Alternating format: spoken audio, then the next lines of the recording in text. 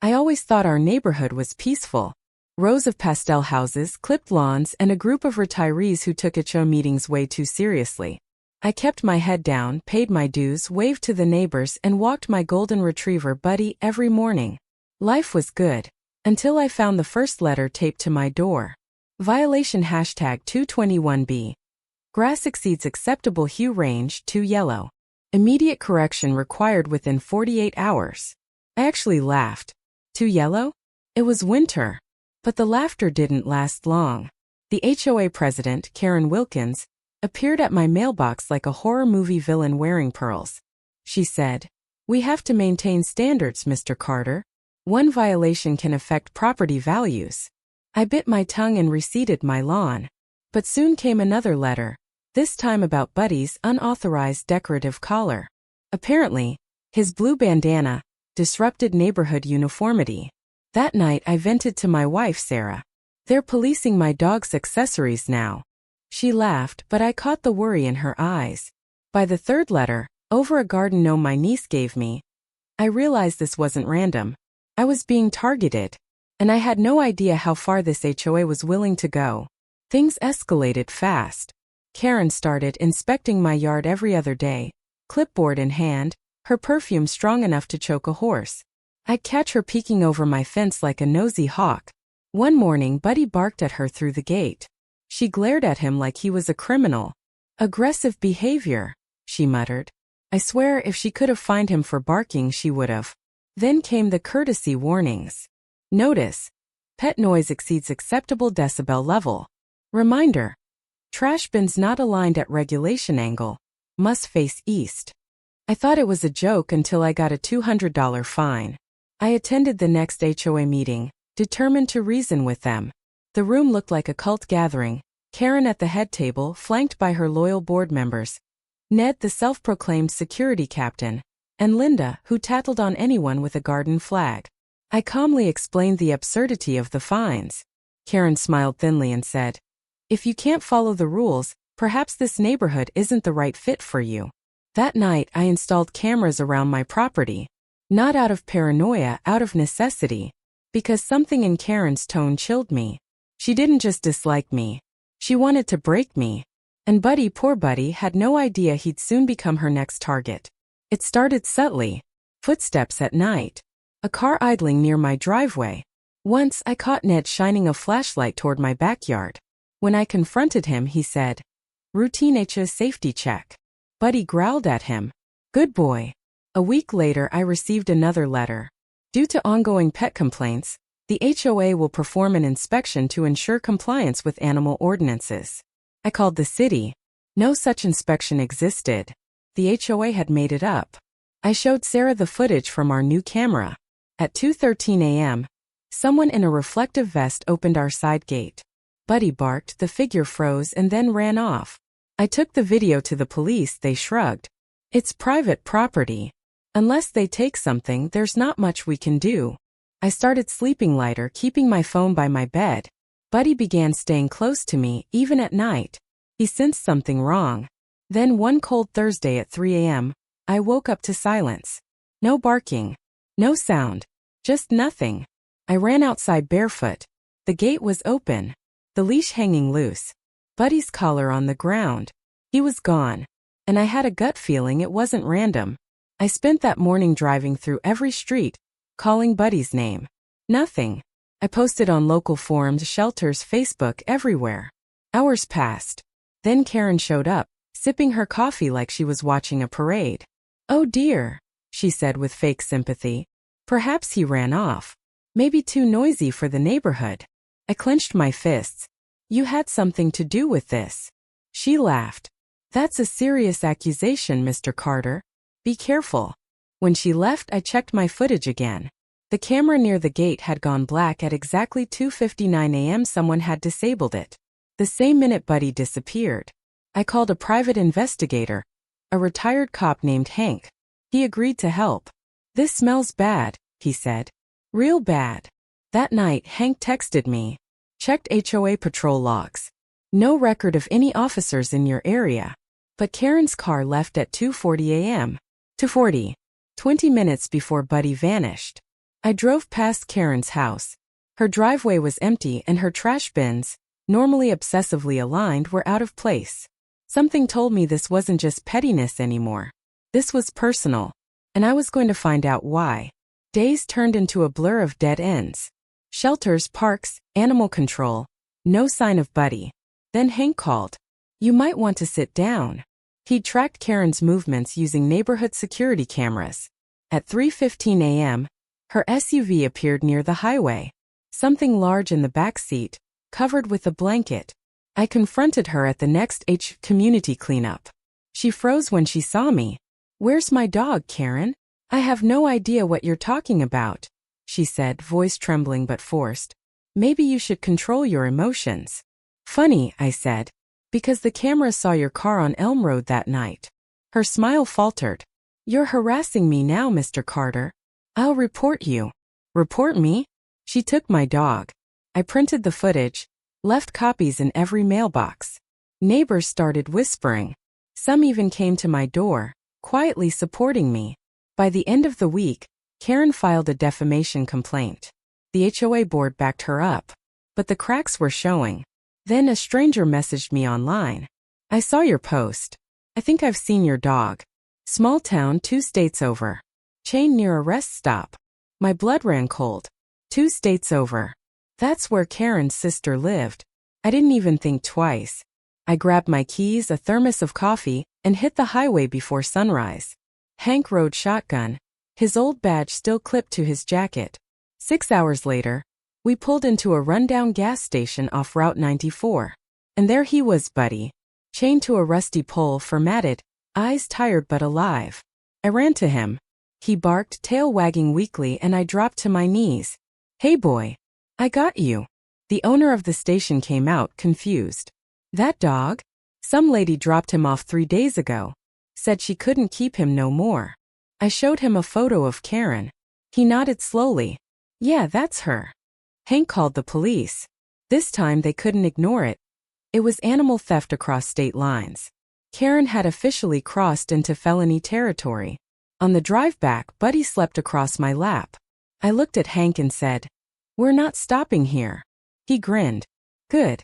Because I'm coming to that HOA meeting." Oh, there was going to be a reckoning. And it would be public. Driving back into the neighborhood felt different this time. People stopped mowing their lawns when they saw me. Karen's SUV sat in her driveway, spotless as ever, blinds tightly shut. I walked Buddy through the cul-de-sac like a parade. His bandana fluttered in the wind. Neighbors whispered, phones out, filming. Karen peeked from her window, face pale. Hank smirked. Word spreading fast. By evening, my phone blew up with texts. "Did you really find him in another state? Is it true Karen was involved?" Even Linda, the tattletale, messaged. I didn't know she'd go that far. I made a post with proof, photos, timestamps, police report number. Within hours, it had hundreds of shares in local groups. The HOA couldn't bury it now. Karen showed up that night, trembling with rage. "Take down that post or face legal action." I crossed my arms. "You stole my dog, Karen." She hissed. "You can't prove it." "Oh, I can. And I will." Hank leaned against my porch rail. "Ma'am, you might want to hire a lawyer before the state files charges." Her face drained of color. Buddy growled softly beside me, tail stiff. Even he knew justice had just begun to bark. The HOA called an emergency board meeting to address community unrest. Translation: Karen's empire was crumbling. The clubhouse was packed. Cameras, reporters, neighbors, all waiting for drama. I sat front row with Buddy, Hank, and a thick folder labeled evidence. Karen started her speech. "There has been misinformation circulating. Hurtful lies that damage our community's reputation." I raised my hand. "You mean the truth?" Gasps. Karen stammered. "This is not your turn to speak." "Oh, I think it is." I walked to the front and projected a photo, Karen's SUV near the highway rest stop. Timestamp 3:17 a.m. Another photo. Buddy chained beside a pole, next to a gas station camera. "This," I said calmly, "is what your president calls community protection." The crowd murmured. One man stood up. "That's criminal." Karen's voice cracked. "This is harassment." Hank rose. "No, ma'am. It's evidence. And the police already have it. The room fell silent. Linda whispered to someone. I told her she'd gone too far. Karen grabbed her papers and stormed out. Buddy barked after her. 3 sharp barks like applause. For the first time in months, the HOA board looked scared. And I wasn't done yet. By morning, the neighborhood group chat was chaos. Memes, gossip, screenshots of Karen's meltdown. It was glorious. Someone edited her photo into a wanted poster. Another neighbor started selling free Buddy mugs. The local news ran the story.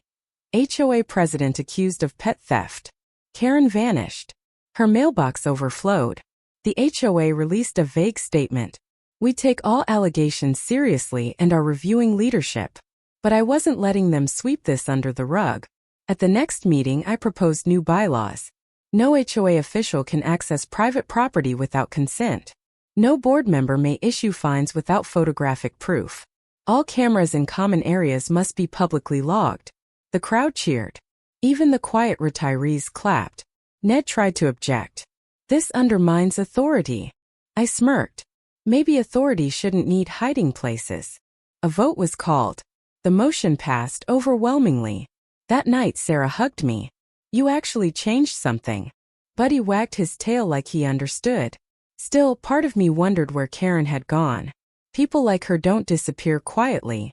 And sure enough, she didn't. A week later, I found tire marks across my lawn. Trash dumped on my driveway. One night, my mailbox exploded. Firecracker inside. Karen was gone officially, but her allies weren't. Ned left a note. You may have won one round, but the HOA remains. Cute. I sent the note to the police. They traced the handwriting to Ned himself. Community service and a fine followed. Justice round 2.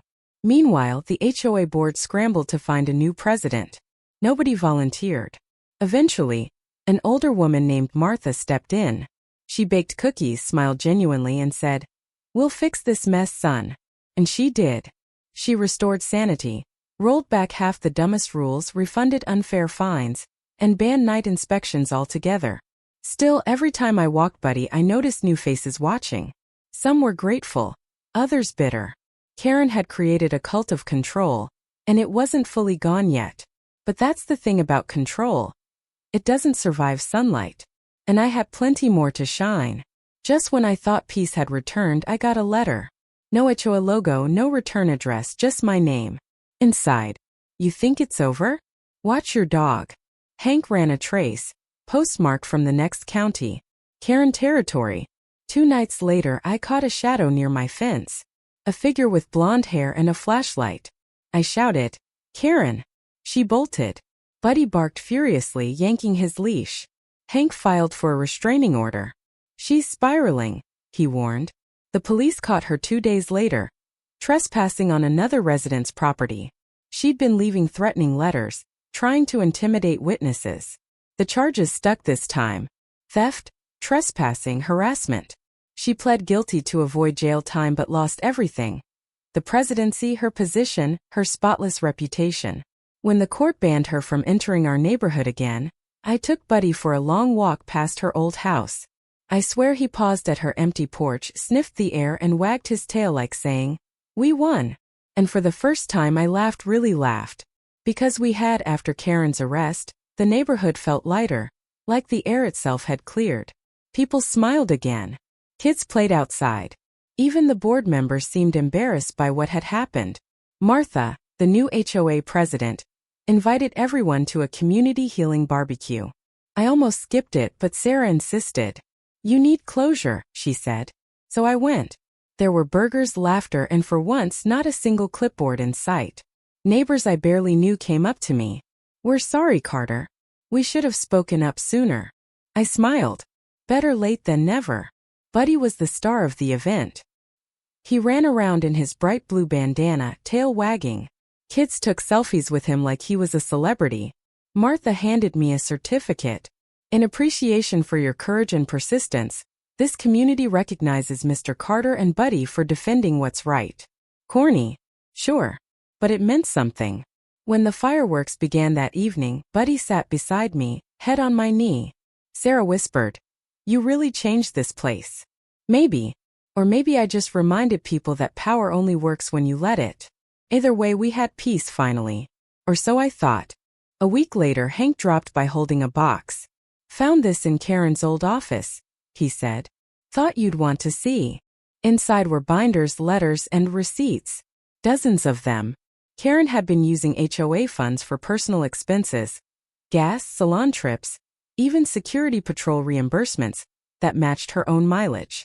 I stared at the documents, stunned. She was stealing from the HOA? "Big time," Hank said. "And there's more fake fines," doctored complaints. "She framed you to cover missing money." I called Martha. Within hours, we organized an audit. The board nearly fainted when they saw the numbers. Over $40,000 misused in 2 years. That night, I wrote a summary post online titled, "How Our HOA Got Scammed by Its Own President." It blew up, thousands of shares, hundreds of comments. People from other neighborhoods chimed in, telling their own HOA horror stories. Karen had become a symbol, the HOA villain of the century. Hank chuckled. She wanted control. Now she's internet famous, for all the wrong reasons. And for the first time I realized sometimes justice doesn't just knock. It trends. The HOA voted unanimously to sue Karen for embezzlement and damages. Martha asked me to testify. I showed up to court in my best suit, Buddy waiting at home like the furry moral support he was. Karen looked different. No pearls, no confidence, just a tired woman in gray. When my turn came, I told the truth. Calm, factual, but firm. How she had fined me without cause, trespassed, and stolen my dog. The courtroom was silent. Even the judge frowned. Karen's lawyer tried spinning it as administrative overreach. The judge cut him off. "Sir, that's not overreach. That's criminal behavior." The ruling came fast. Restitution, community service, and a lifetime ban from HOA leadership anywhere in the state. When I walked out, reporters waited. One asked, "Any words for the former HOA president?" I smiled. "Tell her Buddy's doing great." It made the front page the next day. And honestly, that felt better than any check. Under Martha's leadership, our HOA became almost pleasant. Fines were reviewed by a committee. Rules were simplified. The new motto even read, "Community over control." I joined the board, not for power but to make sure history didn't repeat. At our first meeting, someone suggested installing new dog-friendly parks. The motion passed instantly. Every spring we now hold Buddy's Day, a community event celebrating pets, freedom, and neighborhood kindness. Kids paint signs. Neighbors bring treats. Buddy trots around like a golden mare. Sometimes people still bring up the Karen saga, half-joking. "Remember when the HOA kidnapped a dog?" I laugh. "Yeah, and lost their soul in the process." It's strange, but her madness united us. We learned that rules mean nothing without humanity, and that sometimes rebellion is the purest form of love. Buddy, of course, just loves the extra treats. A year later, life is quiet again. The lawns are green. The mailboxes match. But now they're just mailboxes, not weapons. Every morning, Buddy and I take our usual walk past the clubhouse. There's a mural now, painted by local kids. It shows a golden retriever with a blue bandana under the words, "Stand for what's right." Sometimes new residents ask about it. I tell them the story. Not the drama, not the hate, just the lesson. Don't let authority bully decency. As we pass Karen's old house, Buddy always pauses, tail wagging softly. I think he remembers in his own way. I look down at him and smile. "We made it, pal." He barks once, proud and bright, like punctuation on the story we both lived. I used to think justice was about winning. Now I know it's about peace. And as Buddy and I disappear down the street, sunlight warming our backs, I realize something simple and beautiful. We weren't just fighting for a dog. We were fighting for everyone who's ever been told to stay quiet when they were right. And that's a fight we'll always win.